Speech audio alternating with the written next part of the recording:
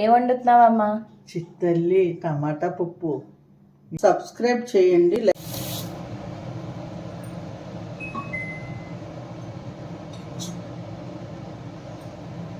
కాదు ఇలా వెయిట్ చేస్తే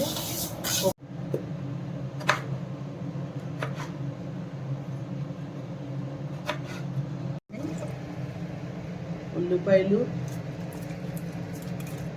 పచ్చిమిర్చి,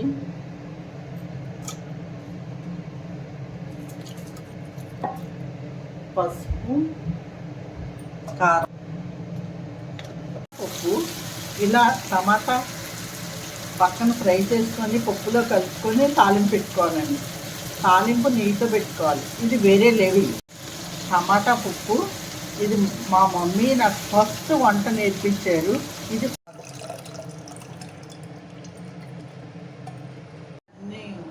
నెయ్యి అండి.